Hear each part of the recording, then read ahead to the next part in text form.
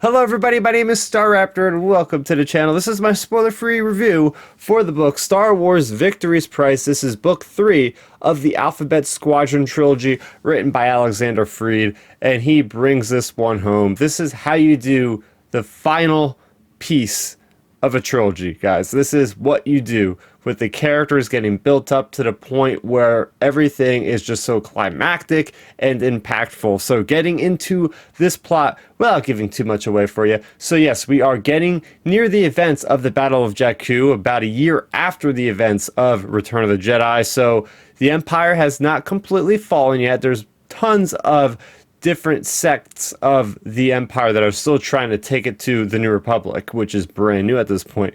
So we have Alphabet Squadron, whose sole task over these last 3 books was to take out the Imperial remnant group called Shadow Wing, who uses very different tactics to keep the New Republic on their toes and to bring about destruction of as many people as possible. And in this specific book, we have Shadow Wing that is specifically targeting the Imperials that are not going along with the Loyalist, aka Admiral Ray Sloan. So they are going out because of her and just raising planets. Like Operation Cinder #1 was basically with these satellites destroying planets that way, almost like using Death Star effects to just bring planets in control, bring people into control. And they are doing a second version of that with targeting specific weak points on planets to also bring about their demise. So Alphabet Squadron is led by Harrison Dula, who is their group commander.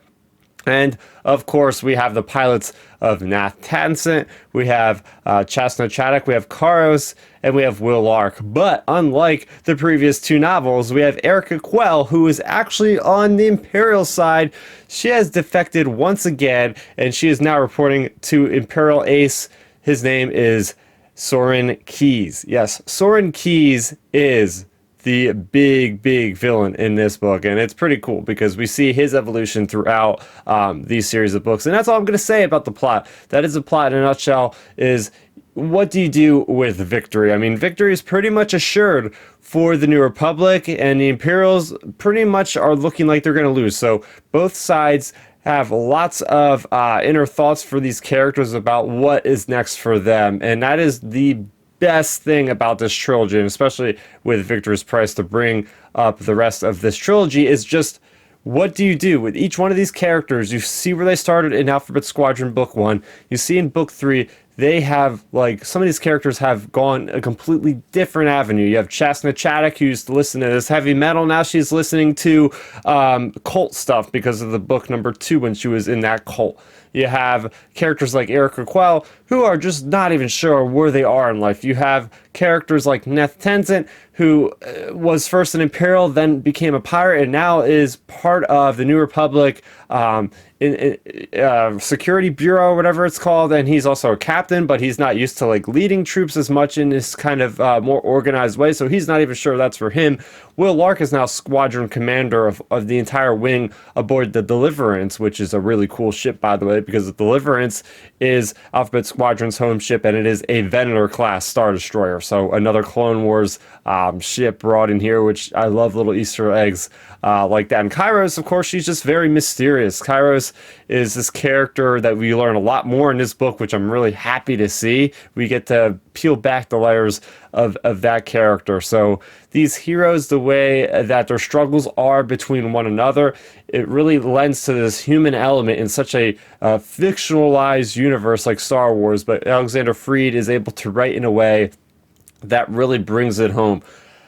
Soren Keyes, I mentioned him. He is one of the best villains in Star Wars. I'm going to just say it right now. This guy has really... he's just such a great character because he is not black or white as far as just where he lies on morality, right? He is trying to be sticking up for his Imperial troops, and he will do whatever it takes to make sure that his own people have a secured future. And if that means there's going to be lots of casualties along the way, he justifies that. And the way he justifies that makes it so he's way more of a sympathetic character than a lot of the other Star Wars villains we've seen throughout the timeline. And I actually found myself rooting for this guy on plenty of occasions. Of course, this is a book about dogfighting, But what makes the dogfighting so well is, first of all, there's always a higher basically plot point to these battles. It's not just mindless battles just for the heck of it. Alexander Freed writes these things where there's this passion and there's this drive and there's a mission at its core of what the meaning of these battles are, and that really makes them more special and makes me as the reader feel more engaged when I'm actually reading these very well told. I can see it in my brain, I can see it in my mind of what is actually transpiring, even though I can't actually see it. He does such a great way of describing the damage, describing the movements of the ships, and also putting these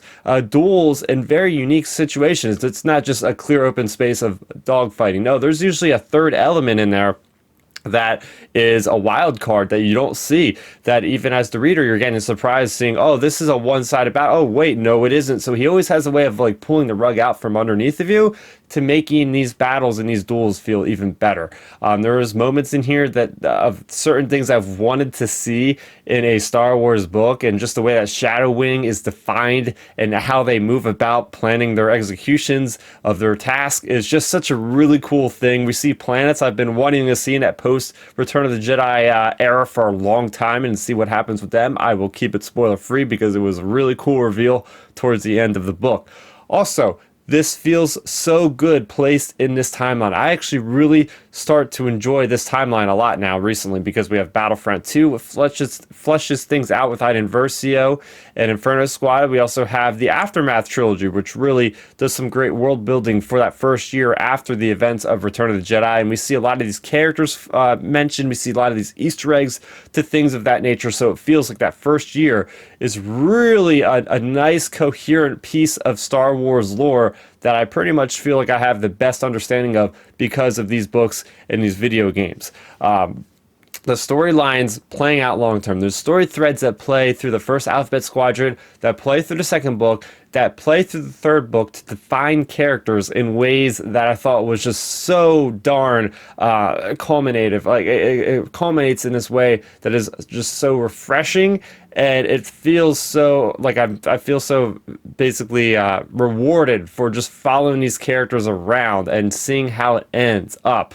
The only thing I will say con-wise is, oh yeah, there's one part of a character's journey that went on for just a little bit too long. That again is just such a nitpicky thing, because I think this book series, especially with Victory's Price, is now the gold standard for, in my eyes, what a Star Wars book trilogy could be. So with that being said, I'm going to give Star Wars Victory's Price a score of a 9.5 out of 10. It doesn't really get much better than this, guys. I know this is more of a niche novel series for a lot of you. Maybe you're not really in for dogfights and things of that nature, but if you are, I think this is a must read. And if you want to get a better understanding of what the galaxy is going through, for people like that used to be on the Empire and are defecting to the New Republic, and their inner thoughts of what they're feeling like in these certain situations with the war coming to an end, I don't think you could turn to a better book to really describe, or better book trilogy to really describe what these characters are going through. And I really hope to see some of these characters maybe